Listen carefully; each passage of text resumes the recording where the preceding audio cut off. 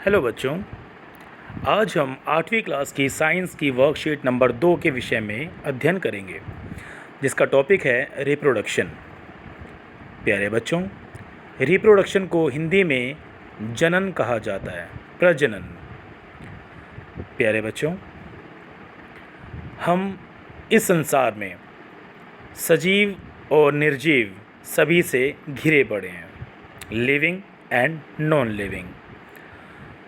जो भी चीज़ें जैसे दीवार, लकड़ी, पेड़, पौधे, पत्थर, पहाड़, नदियाँ, हवा, जीव जंतु, ये सब सजीव और निर्जीव की श्रेणी में आते हैं। सजीव बच्चों वो होते हैं जो सांस लेते हैं, जो ब्रीथ कर सकते हैं, चल सकते हैं, एक जगह से दूसरी जगह तक जा सकते हैं, लोकोमोशन जिसे कहा जा सकता है, और जो रिप्रोड्यूस कर सकते हैं, अपने जैसे ही दूसरी संतति उत्पन्न कर सकते हैं, उनको हम लिविंग क्रीचर कहते हैं। और नॉन लिविंग वो होते हैं जो कि स्थिर रहते हैं, जैसे पहाड़, पत्थर, कोई वस्तु, कपड़े, ये सब नॉन लिविंग की श्रेणी में आते हैं, क्योंकि बच्चों ये ना तो सांस लेते हैं, ना ये बच्चे पैदा कर सकते हैं, रिप्रोड्यूस कर सकते हैं, और ना ही एक जगह से दूसरी जगह तक गमन कर सकते हैं। तो बच्चों, हम इस संसार में लिविंग और नॉन लिविंग सभी से घिरे हुए हैं। जैसा कि आज का टॉपिक रिप्रोडक्शन है, तो हम बात करेंगे बच्चों लिविंग थिंग्स की, जो जीवित हैं, जो सांस ले सकते हैं, जो चल सकते हैं, जो रिप्रोड्यूस कर सकते हैं, जो प्रजनन कर सकते हैं। बच्चों, इसीलिए इसमें जो पहला पॉइंट है, reproduction is one of that characteristic, yes और नो, बिल्कुल हाँ। क्योंकि बच्चों लिविंग ऑर्गेनिज्म जितने भी होते हैं, लिविंग थिंग्स, उनमें रिप्रोड्यूस करने की क्षमता होती है, अपने जैसे दूसरे संतति उत्पन्न करने की क्षमता होती है। इसीलिए रिप्रोडक्शन एक महत्वपूर्ण कैरेक्टरिस्टिक है। The production of new individual from their parent is known as reproduction. Clear बच्चों ये बात? तो इसमें आगे दिया हुआ है बच्चों, all living organism reproduce to maintain their species और continuity of life on earth. बच्चों, लिविंग ऑर्गेनिज्म रिप्रोड्यूस इसलिए करते हैं ताकि उनकी स्पीशीज़, जो उनकी प्रजाति है, वो बनी रहे और लाइफ में कंटिन्यूटी भी बनी रहे, लाइफ चलती रहे। ऐसा ना हो कि जीव पैदा हुए और उन्होंने रिप्रोडक्शन यदि नहीं किया तो वो प्रजाति वहीं समाप्त हो जाएगी, है ना। तो रिप्रोडक्शन सजीवों के लिए, लिविंग ऑर्गेनिज्म के लिए बहुत ज़रूरी है, क्योंकि इससे उनकी स्पीशीज़ आगे बढ़ती है और जीवन चक्र भी चलता रहता है। तो बच्चों, लिविंग ऑर्गेनिज्म में यहाँ पर दो प्रजाति दे रखी हैं, एक तो प्लांट्स और दूसरा एनिमल्स। सबसे पहले बात करेंगे बच्चों हम रिप्रोडक्शन इन प्लांट्स में। बच्चों, प्लांट्स में रिप्रोडक्शन कैसे होता है? Most plants reproduce by producing seeds, sexual reproduction जिसे कहा जाता है। बीजों के द्वारा जब रिप्रोड्यूस कोई पौधा करता है तो वो सेक्सुअल रिप्रोडक्शन है। जैसे कि हवा में जो छोटे छोटे बीज कण होते हैं वो उड़कर फूलों तक पहुंचते हैं, और फूलों पर जाके कैसे सेक्सुअल रिप्रोडक्शन होता है, ये आपने पिछली क्लासेस में ही पढ़ा होगा।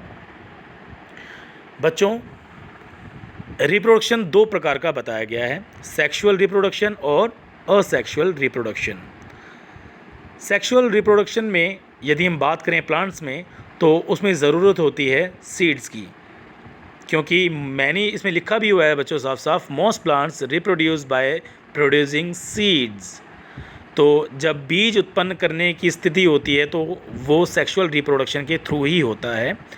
लेकिन कुछ प्लांट्स ऐसे भी हैं which reproduce with the help of their different vegetative parts like stem, branches and leaves. Such reproduction is called asexual reproduction.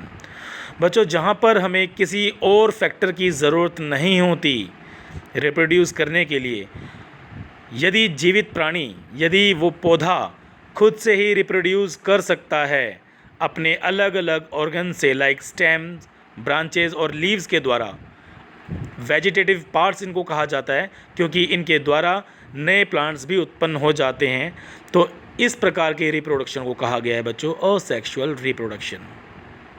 और ये जो रिप्रोडक्शन होता है, इसमें जो संतति होती है, जो नए पौधे उत्पन्न होते हैं, बिल्कुल सेम एग्जैक्टली अपने पेरेंट पौधे के जैसे ही होते हैं।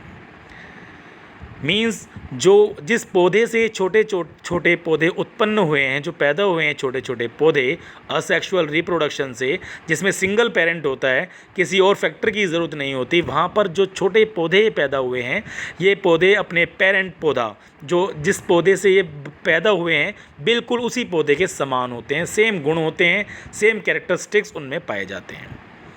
यदि किसी फल कोई पेड़ ऐसा है जिसके फल बहुत मीठे और बहुत बड़े होते हैं, तो उसके द्वारा रिप्रोडक्शन जो होता है असेक्सुअल रिप्रोडक्शन के तहत जो बच्चे या जो पौधे पैदा होते हैं छोटे छोटे वेजिटेटिव पार्ट से, वो पौधे बिल्कुल एग्जैक्टली वैसे ही फल देंगे जैसा कि उनका पेरेंट जो पेड़ है वो फल देता है।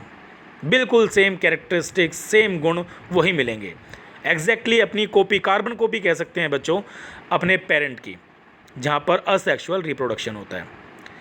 अब बात करेंगे बच्चों रिप्रोडक्शन इन एनिमल, क्योंकि एनिमल्स में मेल और फीमेल की ज़रूरत होती है रिप्रोडक्शन के लिए। So all animals reproduce either by laying eggs, जिनको हम ओविपोरस कहते हैं, ओविपेरस, और giving birth to young ones, जिसे विविपेरस कहा जाता है। एग लेइंग वालों को ओविपेरस और जो बच्चों को जन्म देते हैं उनको विविपेरस कहा जाता है। और इस प्रकार के रिप्रोडक्शन में, जिसमें सेक्सुअल रिप्रोडक्शन जिसको कहा जा सकता है, इसमें मेल और फीमेल की दोनों की महत्वपूर्ण भूमिका होती है। तो जैसे चित्र में इसमें बच्चों दिखाया हुआ है, बंदर, मंकी, उसके बच्चे छोटे छोटे सेक्सुअल रिप्रोडक्शन के द्वारा ये पैदा होते हैं। मानव प्रजाति, जैसे कि दूसरे चित्र में दिखा रखा है, ह्यूमन बीइंग। और तीसरा देखो बच्चों डक का इसमें एग्जाम्पल दिया हुआ है।